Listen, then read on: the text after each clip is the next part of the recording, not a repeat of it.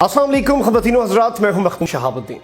बहुत से दिनों से सोशल मीडिया पर तूफ़ान बर्पा किया गया है और बहुत सी बलोच ख़वातीन की तस्वीर और वीडियोज़ मंजर आम पर आई हैं जो अपने लापता प्यारों की तलाश के लिए रो रो कर एहतजाज कर रही हैं।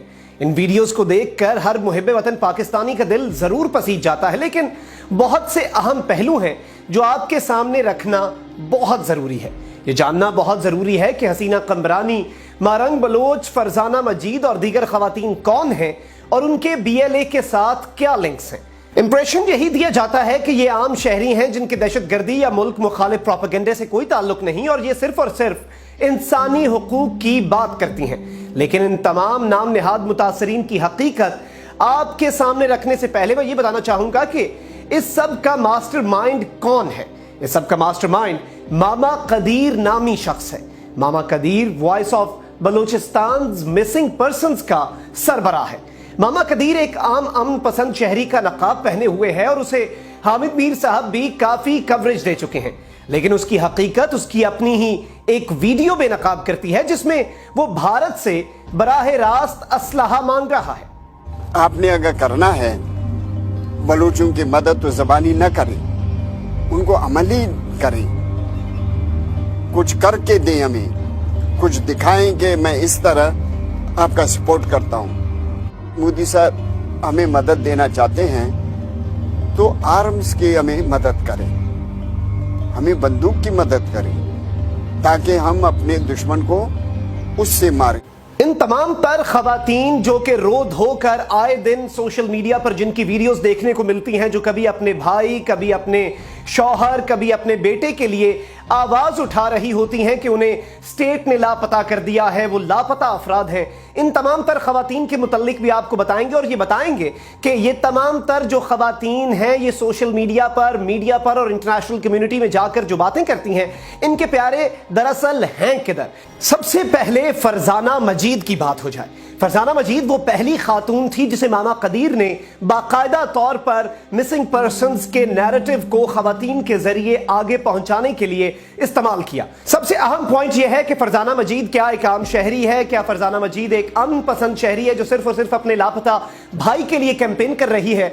तो इस सब को समझने से पहले जरूरी है कि हम ये देखें कि फरजाना मजीद का भाई है कौन जिसे वो लापता करार देकर ये पूरा प्रोपेगेंडा कर रही है। फरजाना मजीद का भाई जाकिर मजीद सीनियर वाइस चेयरमैन है टेररिस्ट ऑर्गेनाइजेशन BSO आजाद का।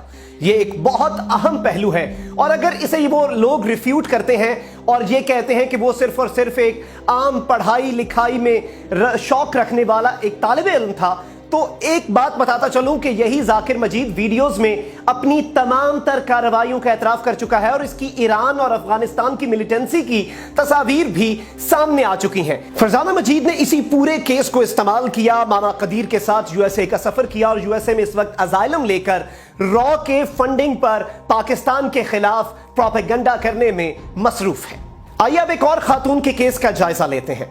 यह खातून है महरंग बलोच जो अपने लापता वालिद अब्दुल गफ्फार लंगोव की बाजियाबी के लिए एहतजाज करती है। एक और इंतहाई दिलचस्प बात यह है कि यही खातून महरंग बलोच जो कि आए दिन हुकूमत पाकिस्तान और स्टेट ऑफ पाकिस्तान के खिलाफ हर्जा सराई करती रहती है, ये इस वक्त बोलान मेडिकल कॉलेज में पाकिस्तान के स्टेट के ही एक्सपेंस पर तालीम हासिल कर रही है, यानी कि इसकी तालीम का तमाम तर खर्चा पाकिस्तान का स्टेट उठा रहा है।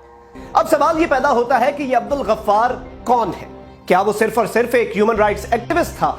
लेकिन हकीकत यह है कि वो आपको ये नहीं बताएंगे अपने रोने धोने वाली वीडियोस में कि अब्दुल गफ्फार ना सिर्फ एक एक्टिव मेंबर था BSO आजाद का जो कि एक दहशतगर्द तंजीम है, लेकिन वो सिर्फ और सिर्फ नोटोरियस कमांडर भी है BLA का जो कि एक इंटरनेशनली डेजिग्नेटेड टेररिस्ट ऑर्गेनाइजेशन है। और सबसे अहम नुक्ता यह है कि ये शख्स आपस की जो गैंग वॉर है उसमें ही हलाक हो चुका है और इसका एतराफ मामा कदीर भी कर चुका है और इसका फिर भी सारा मलबा स्टेट पर डाला जाता है और इस शख्स को भी लापता तस्वुर डिक्लेयर करके स्टेट के खिलाफ प्रोपेगेंडा किया जा रहा है। नवाब साहब ने मजीद गुफ्तगू जारी रखते हुए कहा कि हमीद शाहीन के साथ भी यही हुआ और गफ्फार लांगो के साथ भी यही ड्रामा कराची में हुआ। उसके करीबी अजीज BLA में था तो गफ्फार का हालात सुनकर اس نے BLA کو خیر بات کیا اور انہوں نے کہا کہ کل کو میرے ساتھ بھی ایسا نہ ہو.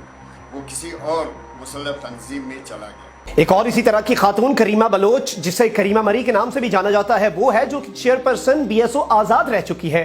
اس نے باقاعدہ طور پر اس بینڈ آرگنائزیشن کے سربراہ کے طور پہ کام کیا، لیکن لڑکی ہونے کی وجہ سے اس کے خلاف کارروائی نہیں کی جا سکی. وہ پاکستان کے خلاف، اسٹیٹ کے خلاف پبلکلی سپیچز دیتی ہے، اور ماما قدیر نے اسے ٹرین کر کے اپنے ساتھ جنیوا بھی لے گیا، جہاں پر اس نے پاکستان کے خلاف کافی باتیں کی.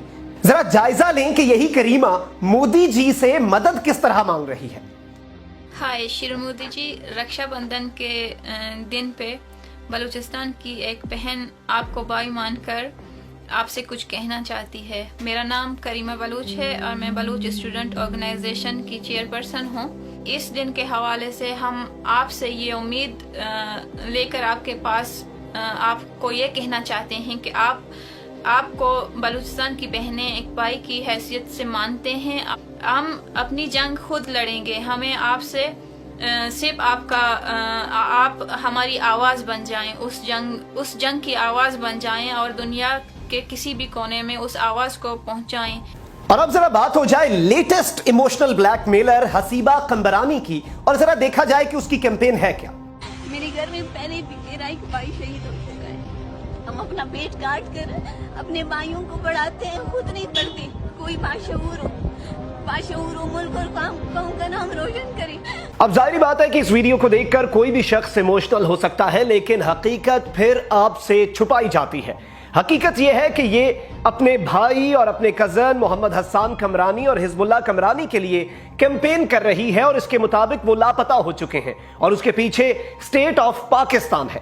لیکن حقیقت یہ ہے کہ اس طرح کے تمام تر لوگ جو کہ لاپتہ ہو چکے ہوتے ہیں، وہ دہشت گرد تنظیموں کو جوائن کر چکے ہوتے ہیں اور دہشت گردانہ کارروائیوں میں ملوث ہوتے ہیں. وقت کی کمی ہے، یہ بہت کم مثالیں ہیں جو آپ کے سامنے رکھی ہیں، لیکن ایک بات ثابت ہو چکی ہے کہ یہ صرف اور صرف خواتین کو استعمال کر رہے ہیں، جو کہ جسٹ کاز جو ہے، جو کہ خواتین کا غلط استعمال ہے، اور اس کا سب کو نوٹس لینا چاہیے. آپ کو بھی اس چیز کا پتہ ہونا چاہیے، کیونکہ یہ خواتین کے ساتھ ایز اے ہول زیادتی ہے. کیونکہ اللہ نہ کرے اگر کوئی خاتون کا جسٹیفائڈ کیس ہے تو وہ بھی ایسے شر پسند عناصر جو صرف اور صرف وومن کارڈ پلے کر کے لوگوں کو ایموشنلی بلیک میل کر رہے ہیں، ان کی وجہ سے حقیقی جو خواتین اپنے حقوق کے لیے باہر نکلیں گی، ان کی سٹرگل پر بھی سوالیہ نشان لگ جائے گا.